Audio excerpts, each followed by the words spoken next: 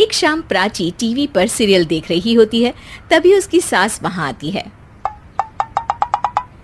अरे सीरियल में तो ऐसे मग्न है जैसे आज रात का खाना पड़ोसी आकर बनाएंगे। मुझे पता ही नहीं था आपने अपने बेटे की शादी पड़ोस में भी की हुई है। हैं? मतलब? मतलब इस घर में सारा काम बहू ही करती है, आप तो सिर्फ खर्राटे मारती हैं। अच्छा जी, फिलहाल तो तुम आराम फरमा रही हो, चलो जाओ, ये मेरे टीवी देखने का समय है। आहा, इसीलिए मुझे भगाया जा रहा है। सॉरी, अब तो बिल्कुल नहीं जाऊंगी। प्राची की इस बात पर दोनों सास बहू के बीच टीवी रिमोट के पीछे बच्चों जैसे छीना झपटी शुरू हो जाती है, जिसके बीच श्लोक भी काम से घर वापस आ जाता है। आज मेरी चूहे बिल्ली की जोड़ी किस बात पर झगड़ रही है? अरे तेरे बीवी मुझे टीवी ही नहीं देखने दे रही। अरे तुम्हारी मम्मी मुझे खाना बनाने के लिए फोर्स कर रही है।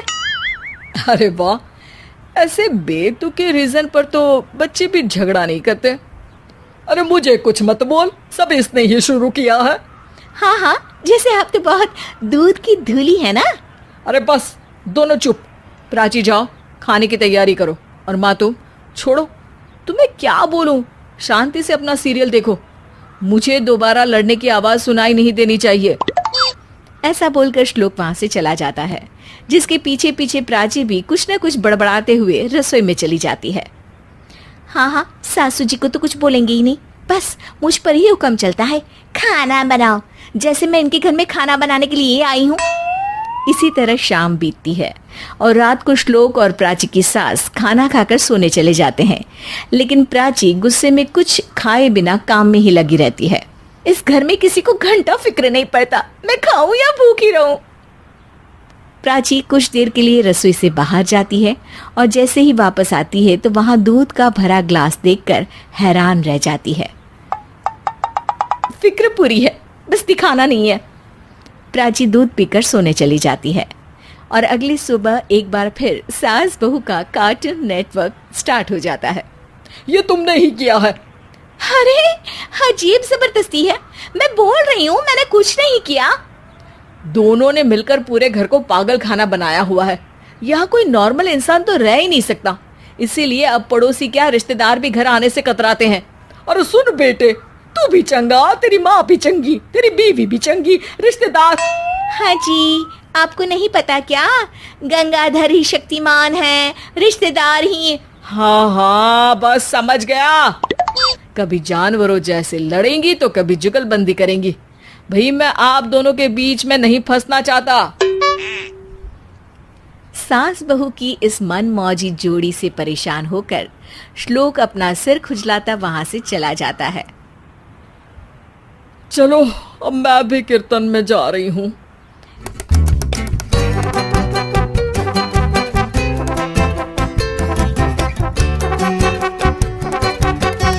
इस पर जैसे ही सास कमरे में अपना पर्स लेने जाती है तो वहां नाश्ते की प्लेट रखी देख मुस्कुराने लगती है और नाश्ता करके घर से बाहर निकलते हुए कुछ पैसे टेबल पर रख जाती है, जिसके कुछ देर बाद सिलेंडर वाला घर आता है। ओ मोरी मैया, मैं सिलेंडर के बारे में तो बिल्कुल भूल ही गई थी। घर खर्च के सारे पैसे भी मम्मी के पास है और श्लोक से बोला तो उल्टा 4 बात सुनाएंगे। प्राची ये सोच ही रही होती है कि अचानक उसका चेहरा चमक उठता है और वो घर में आकर इधर उधर देखने लगती है। तभी उसकी नजर टेबल पर रखे पैसों पर पड़ती है, जिन्हें वो सिलेंडर वाले को दे देती है। ये सब श्लोक देख लेता है। अच्छा बेटे, इतना बड़ा घोटाला, सबके सामने मैं तेरी दुश्मन और पीठ पीछे तेरी मेरी यारी। इस पर श्लोक एक प्लान बनाता है और शाम को सब एक साथ बैठे होने पर बोलने लगता है। माँ, तुम दोनों की बहुत लड़ाई होती है, इसलिए मैं सोच रहा हूँ कि प्राची को उसके घर छोड़ाऊं, इससे वो भी खुश रहेगी और तुम भी। अचानक श्लोक की ये बात सुनकर सास बहू शौक से उसकी तरफ देखती हैं। अरे ऐसे कैसे घर छोड़ाओगे, मुझे कहीं नहीं जाना।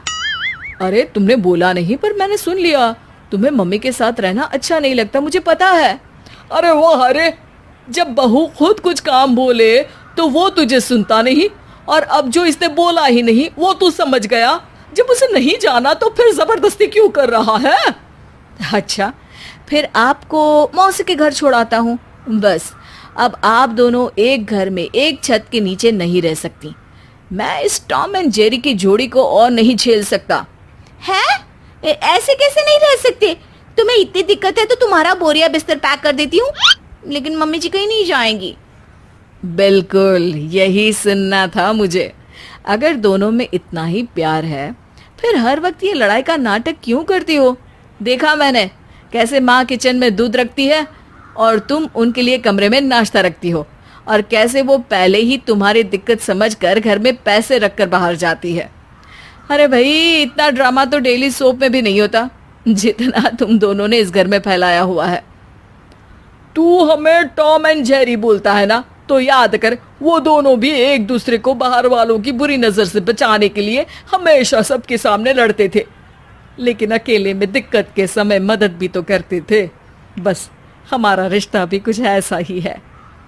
और वैसे भी अगर सास बहू में तू मैं नहीं होती तो दुनिया वालों को कहानियां कैसे मिलेंगी?